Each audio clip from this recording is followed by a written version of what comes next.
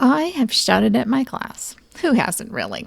But I know from experience when it comes to behavior management in your class, yelling more than on rare occasions is a sign of a deeper classroom management problem.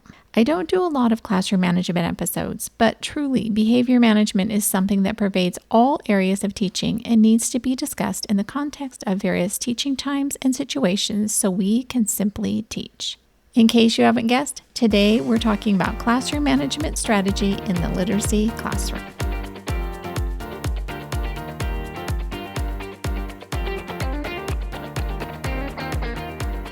I'm Lisa Burns, a teacher success coach, veteran elementary teacher, and mom of 5, and this is the Teach Joyfully podcast. Thanks for joining me today. Are you missing out? Team H.O.P.E Insiders get extra encouragement, tips and tricks, surprise freebies, and more. Become a H.O.P.E Insider today and get access to all kinds of freebies at www.hopeineducation.com/vault. So what do I mean by a deeper problem? It sounds so ominous, doesn't it? When we yell, we have lost control of a situation. Now that can happen to anyone, and it's going to happen periodically throughout your teaching year. It's going to happen.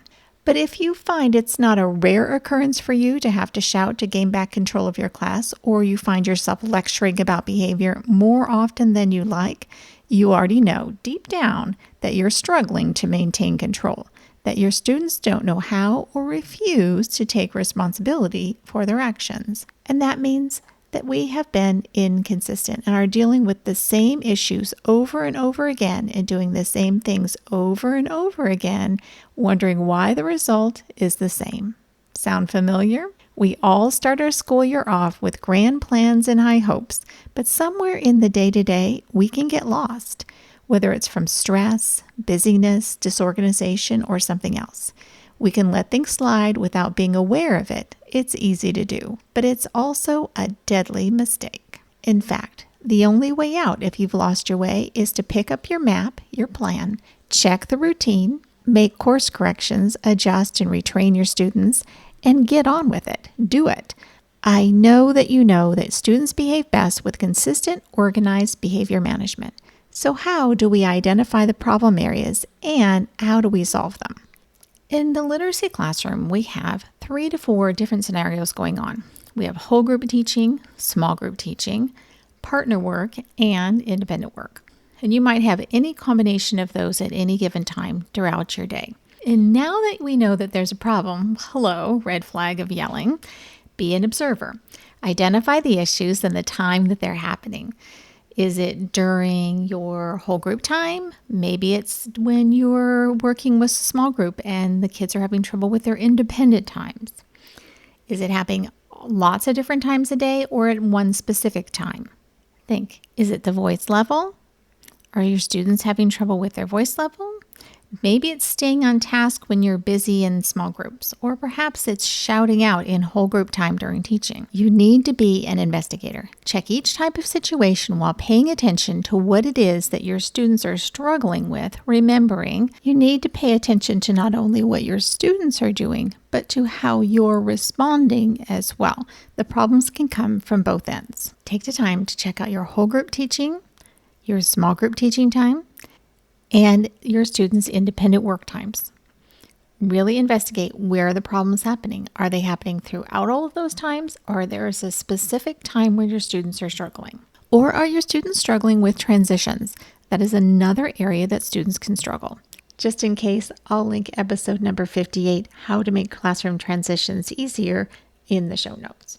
Okay, so the next step is compare what is happening with your expectations, your rules, systems, routines, procedures, and see where's the disconnect. Then hold a training session for each type of problem. You're going to rinse and repeat often until your students have things back under control. The best thing we can do to get things back under control is to retrain, and that's why we hold a training session. There is absolutely no way that we can avoid behavior problems completely. We have young human beings in our classroom. We are human. We all make mistakes. None of us are perfect, and so problems are going to happen. That doesn't mean that we're failing or that our students are unable to behave.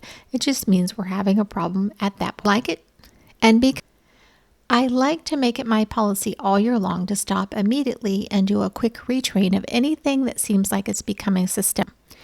If it's a one-time thing or an occasional thing, that's just normal and that's okay. But if it's something that seems like it's being repeated, even 2 or 3 times, then it's time to do what you're doing. And even though it seems like a pain to stop what you're doing and repromulgate, I promise that the problem will go away much faster and you won't find yourself shouting. Well, hardly ever. Your class will run so much smoother all year. Oh, and don't forget to use that power phrase. Don't know what it is? Check out episode 15, How to Have the Right Words at the Right Time for Better Classroom Management, to find out more. You can grab that power phrase worksheet in the show notes if you want to. All right, a quick recap. If you are yelling, stop and reassess. What situation is stressing you out or your students out? How are your students not behaving? What is the behavior and what is the expectation that's not being met? Then make it your policy to do quick retrains when problems seem to be. You can do these retrains with individual students or with the whole class depending on this.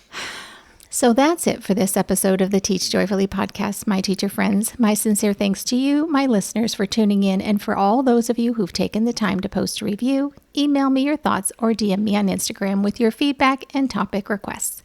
You can find the show notes and all the resources mentioned in the episode on my website at www.hopeineducation.com/podcast. And remember, a happy teacher is a good teacher. Until next time, teach joyfully and take care of you.